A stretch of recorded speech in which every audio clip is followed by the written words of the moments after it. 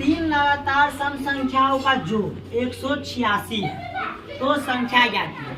सबसे पहले आप लोग का क्वेश्चन हम लोग क्या करेंगे समझेंगे। यहाँ पर कह क्या रहा है, तीन लगातार सम संख्याओं का जोड़ जो 186 है।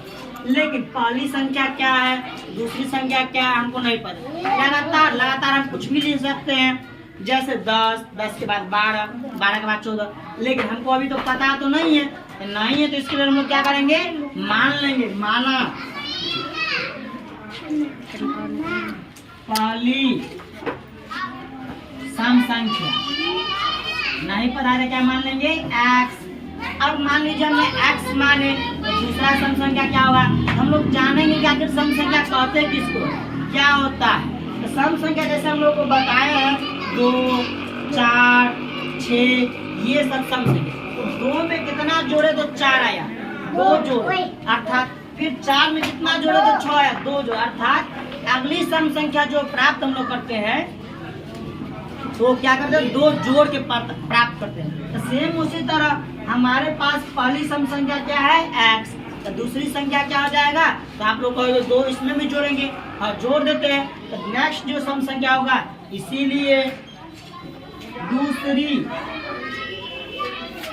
सम लगातार लिखेंगे, क्या लिखेंगे, लगातार सम संख्या बराबर x प्लस 2। सेम इसी प्रकार आप क्या करेंगे, फिर 2 जोड़ेंगे, तीसरी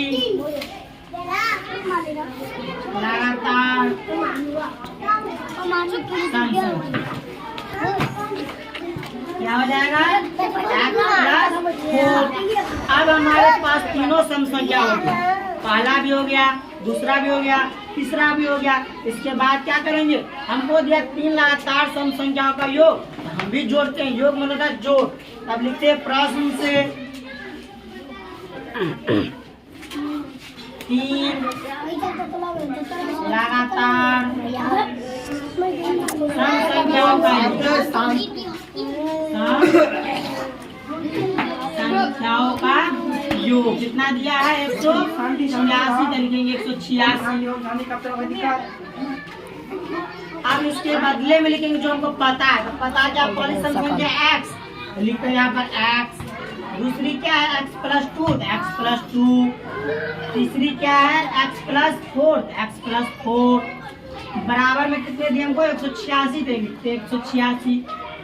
अब इसके बाद देख रहे हम लोग क्या बोले थे, बीज गणित सीखे थे, चौर वाले को एक साथ जोड़ेंगे और चौर वाले को एक साथ जोड़ेंगे। तो देख रहे हैं x x x मतलब 1 2 3 मतलब 3x प्लस 4 2 6 तो 6 बराबर में 186। अब इसके बाद क्या करते हैं हम लोग, 3x बराबर 186। ये प्लस में दूसरा चला जाएगा माइनस में, -6 बराबर 3x। अब ये देख रहे क्या है, और घटाएंगे तो 186 में से 6 घटाएंगे तो 180।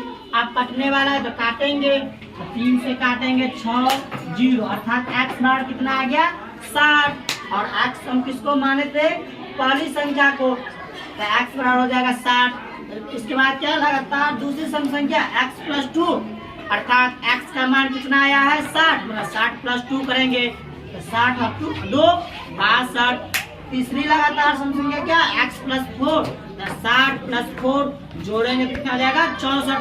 और यही हो गया आपका आंसर से। अब हम मानते हैं कि हमने सही बनाया कि गलत, इसको हम लोग क्या कर देंगे, खुद भी जांच सकते हैं।